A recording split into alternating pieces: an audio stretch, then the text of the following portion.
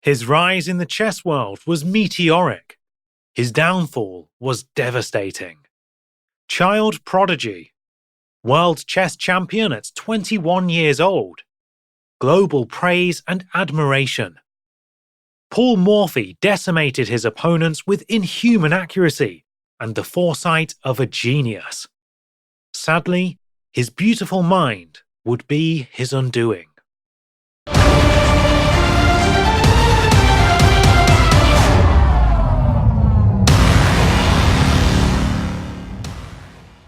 Paul Morphy was born in 1837 in New Orleans, Louisiana, to a prominent family. An affluent upbringing meant the Morphy family had ample time to explore leisure activities such as chess. Morphy was never taught how to play chess. He learned through observation. Early on, Morphy's genius was apparent. He was able to deconstruct games between his father and uncle with surgical precision. On one occasion, Morphy demonstrated a checkmate for his uncle in a draw game. Morphy's father and uncle were flabbergasted. How did the young Morphy possess the comprehension of a chess master with no training? Morphy's intellect was remarkable. He was a child prodigy. Morphy's family regarded chess as a lounge game that shouldn't be played for compensation. Nevertheless, Morphy's uncle encouraged him to enter tournaments. With unparalleled ease, Morphy bulldozed his older competition. Chess fanatics who devoted their entire lives to study of the game were reduced to rubble. By 9 years old, he was considered the best chess player in New Orleans. Even with these accolades, critics were still unimpressed. In their eyes, the level of competition in the United States was insignificant. Morphy's first test came when Hungarian master Johann Lowenthal visited New Orleans in 1850. Reluctantly accepting the match, Lowenthal considered it was a waste of time. Morphy was 12 years old. A dozen moves in, Lowenthal realized defeating Morphy would be a Herculean task. Each move Morphy made, Lowenthal's eyebrows shot up in astonishment. Morphy's calculation and creativity on the board were incredible. In 3 games, Morphy laid waste to Lowenthal. Morphy stopped playing chess after defeating Lowenthal. In his eyes, it came second fiddle to pursuing a law career. The Morphy family looked down upon the idea of playing chess professionally, as did Morphy. Morphy attempted to forget about the chess and devoted himself to his studies. By 20 years old, Morphy was fluent in 4 languages and finished his law degree, allegedly memorizing the entire Louisiana Book of Codes and Laws. Impressive as this was, Morphy was technically too young to practice law. With his legal aspirations on hold, Morphy's chess reputation began to catch up with him.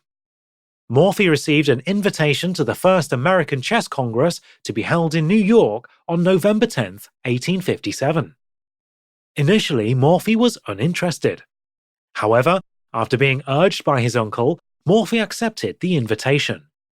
At the tournament, Morphy steamrolled the competition, eventually earning a spot in the semi-finals, where he defeated German masters Theodor Lichtenstein and Louis Paulsen to become the United States champion. As good as he was, Morphy was still unknown in Europe, where all the greatest chess players reigned. European master Howard Staunton denounced the prowess of Morphy on numerous occasions, citing the low level of competition in the United States. Morphy decided it was time to respond to all the call-outs.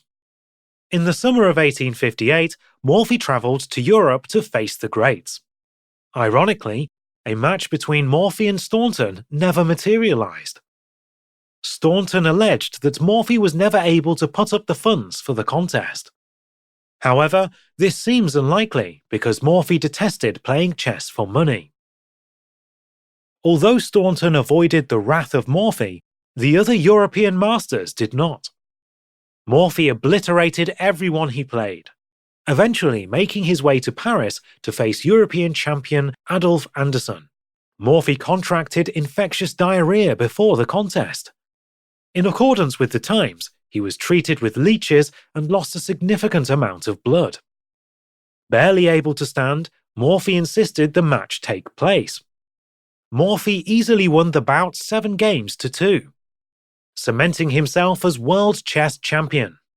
When asked about the game, Anderson remarked that Morphy was the greatest player to have ever played the game. Following the victory, Morphy was paraded around Europe. He visited dignitaries in Russia, privately met with Queen Victoria of England, and a wreath was placed around his bust in Paris. Morphy returned to the United States a hero and chess legend. He was only 21 years old. With nothing left to prove, Morphy retired from chess and attempted to resume his legal career. This was unsuccessful, as Morphy's clients only wanted to talk about chess. Morphy's inability to separate chess from his career aspirations angered him. Eventually, Morphy began to despise chess and refused to play, even privately. Unable to run a law practice, the affluent Morphy retreated to his parents' mansion to live out his remaining days. As Morphy aged, he became increasingly paranoid and probably suffered from an undiagnosed mental illness. Morphy erroneously believed his brother-in-law had defrauded him of his father's inheritance and was attempting to poison him. He would only accept meals prepared by his mother and unmarried sister. As Morphy slipped further into madness, his family attempted to have him committed to an insane asylum. However, the law-averse Morphy threatened legal action, thus preventing the insane asylum from taking him in. One day, after a long walk in the midday heat, Morphy took a cold bath and suffered a stroke. He died at the age of 47. Morphy's foray into professional chess lasted less than 2 years, beating adversaries whose lives were devoted to chess. The talent Morphy possessed was staggering. One can't help but wonder how good Morphy would be if the game was his sole focus. He was a true god of chess. Please remember to like this video and subscribe to my channel.